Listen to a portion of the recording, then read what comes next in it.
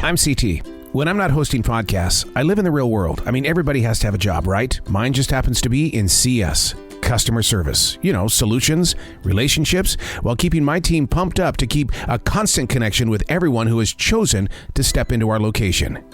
Episode number 79, The Mystery Man, and Where Are the Carts?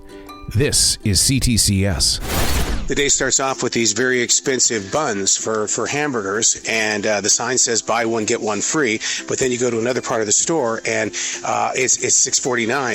And it's like, oh my God, now we've got a situation, because how are the people up front going to know what is buy one, get one free? Well, you know, it's outdated tag, which means they still get it buy one, get one free. Some people can take an emotional hit. We have a coworker whose parents are both in a coma from a car accident. And I mean, you would never know it. And because I asked her, I said, hi, how are you doing? And what she did, she came clean and shared it with me. And it's like, right on the spot, you just want to pray. And, you know, she smiles and she just moves about her day.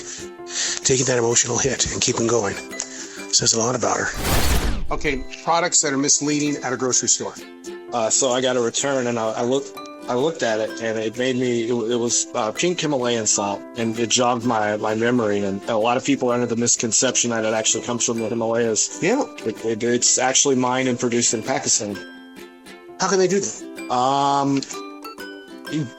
You got me on that. You know, I don't know if part of the Himalayas touch Pakistan. I'm not a geography expert, but I did watch a documentary about it, and 90% of it's mined out in Pakistan, and they still call it Himalayan pink salt. So here's the research on the Himalayan pink salt. It's actually from the Punjab region of Pakistan. The salt, which has often been a pinkish tint due to trace minerals, is primarily used as a food additive. It is like what new guy Bill said. It is not from the Himalayas at all, but it's from Punjab, Pakistan. I am Captain Troublemaker all over the place today. Gentleman comes in, buys 23 limes, and he tells the person on the register they're 79 cents a piece. And they ring up 99 cents. And he doesn't catch it till he gets out in the car.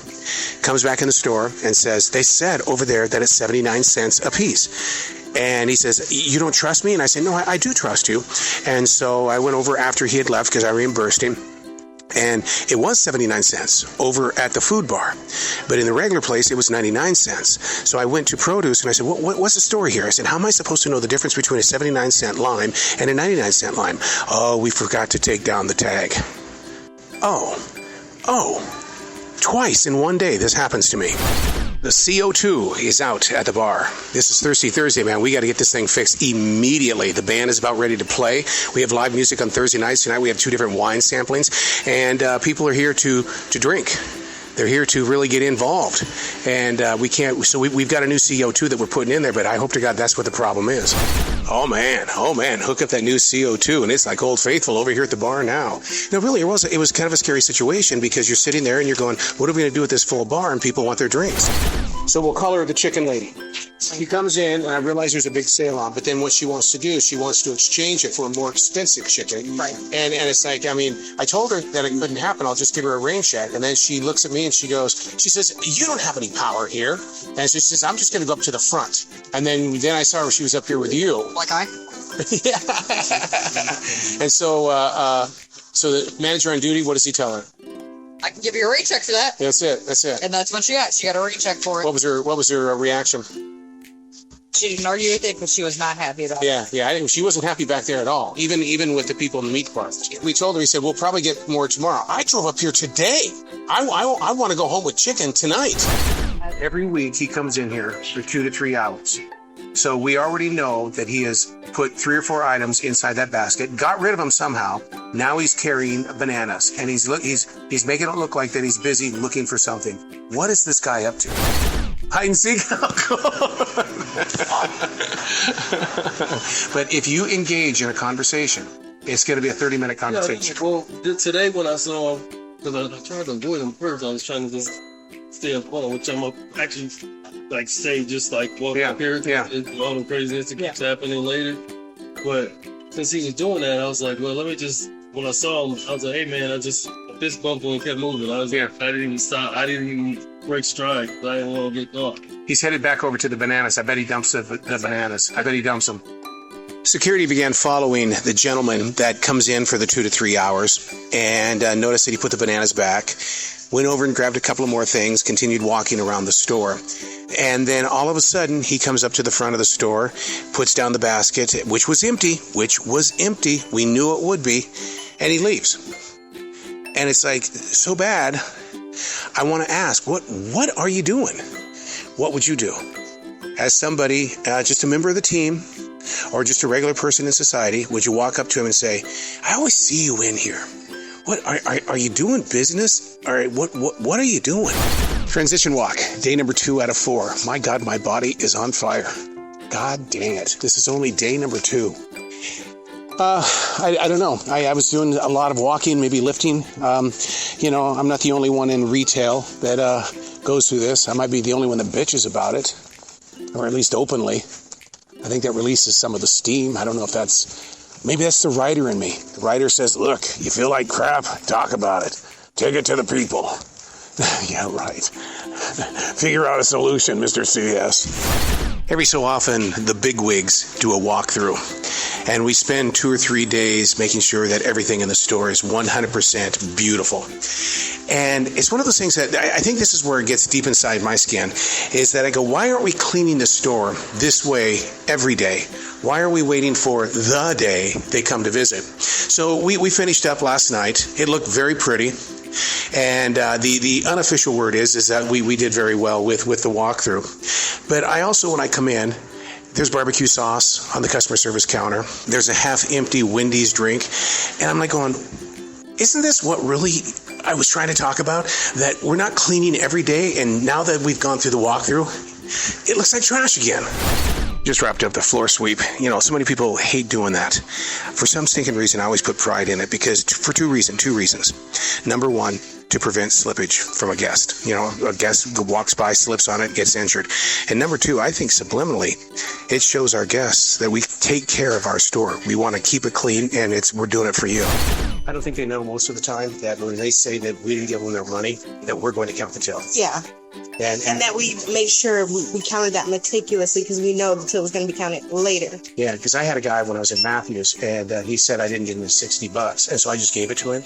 I got in trouble the next day. Yeah. Because I should have counted the till. I've done that before. Yeah. So, I think my first year working here, I just gave, she was like, oh, I didn't get one of my bills, and just gave it to her. Yep. This is the big weekend for college basketball. The big teams, they're down to the 4. But here's what I'm picking up in the store today. They're not really interested in the guys because the top seeds aren't there. So the big conversation is, what are the girls going to do? And this could be a possible change in the flow of college basketball, and hopefully this will lift the girls' college program to a much, much higher level. So it's very interesting to hear that everybody's more interested in the girls playing this weekend. Transition walk, day number 3 out of 4. It's raining in this forest. They say that it's going to get worse as the day goes on, but right now we've had the thunder, we've got the rain. Everything just smells so brand new out here. It's that new car smell. Somebody put this in a can and let's sell it on Amazon. Headed into C.S. People are moody when it's raining. Here in the South, they want their sunshine and sun tea. All right, so today's taste testing, we're going to do the Nut Harvest spicy flavored pistachio. I've never had a pistachio before. That's how much of a virgin I am on this. But it says spicy flavored. It just tastes like a nut. That's what it tastes like. But I was told that the best part of the pistachio is you have to suck on the shell. Just don't eat it. Otherwise, when you go to the bathroom, automatic butt wiper. We're a couple hours away from the first of 2 big games for college basketball tonight, and everybody is saying Miami all the way. So we're going to find out if the grocery store guests know their game of college hoops. And what a game last night. South Carolina, I'm so sorry that you didn't make it, girls teams, but man, I'll tell you what, that's what excitement is all about, and that's what college basketball for March Madness is all about. It's about keeping you on the edge. I don't want to curse the day, but when you come in and it's uneventful, when there's nothing really going on but a bunch of people that are getting ready for the big basketball games, but there's nobody stealing. There's no big rush in the aisles. It just seems to be just a kind of like a melancholy day, but because I'm bringing this up right now, guess what's probably going to happen? I'm probably going to curse the moment, and we're going to be getting some drama here pretty soon as that sun starts to fade away. We had a strange request for a type of dip for crackers. It's called bitchin' sauce. Bitchin' sauce. I've never heard of anything like that. Sure enough, we come over here by the pimento cheese. There it is. There's 3 different brands here. 3 different brands of bitchin' sauce. That's funny. We're in a grocery store, and there's that word, bitchin'. All right, how's your piece of poetry go? Tick-tock, the clock ticks by, marking your days and nights. In time you were born, and in time you will die. Enjoy the time you have, as you don't know how long you have. Oh, Scott, that's great, man. You've always been a great writer. Yeah, I'm talking to somebody, and it just popped in my head. And I was like, "Oh, let me put it in my phone." All right, that's going to be your mission. Every time you come into the store, you've got to bring me a new piece of poetry that you've written. Yeah, report that there was a possible theft using a men's restroom. Oh yeah. Well, here's the thing about it, though. We don't do lucky strikes. This looks like it's This is totally this. Wow. So I stole it from somewhere else? Yeah, there wasn't stolen here. So maybe they stole some stuff. I mean, they've even got their phone charger there. Toothbrushes, yeah. All right. Well, and it looks like it's a bag of underwear. So maybe it's all right, I'm going to get some gloves. Maybe they stole that. Yeah. Dumped it so they can steal from here? I don't know. Jesus, I never even thought about that. God. The more I look at what's going on inside this bathroom, this really looks like it's a person of homelessness that has left their travel package behind because of the open gum, Lucky Strike cigarettes, and there's even a shaving kit here that looks like it's been used. So hopefully they're okay, because I mean this something like this is their life sitting here on this bathroom floor, or was sitting on the floor. I should note that Jazzy and I did go on a transition walk today, except usually on Sundays what happens is that we do a thing called Vocal Defrag, which is another podcast that I host. And, as we go into day number 4, got my God on today. Got to do that on Sundays because that's what the community is all about. The message was based on making peace with your strength. Pretty big message. We all think of our weaknesses. We go to war with our weaknesses, but we don't make peace with our strength. I'm going to plant that in my heart as I go into CS today. After my transition walk, which we had, I'm going to make peace with my strength and see what that strength is when I'm in the public eye. What am I really doing? The day is starting off with teaching a team player on how to do self-checkout. So that's what we're going to do today, is we're going to talk about checking ID. We're going to be doing things about, how to get rid of something that's on the screen. So a little bit of one-on-one action here. And plus, on top of that, it checks me to find out if I'm playing by the rules as well. That's what I love about being an instructor. I learn a lot from the students. Oh, it's the typical Sunday. Where are the carts at? Where are the carts at? Full store, man. Full store. People keep stealing our carts as well. So, I can go over to one of the apartments if you want me to. No, I'm not going to say that. You're going to do whatever you can to make sure that they get a cart, or they're going to get a skip. But where are the carts at? On a mission.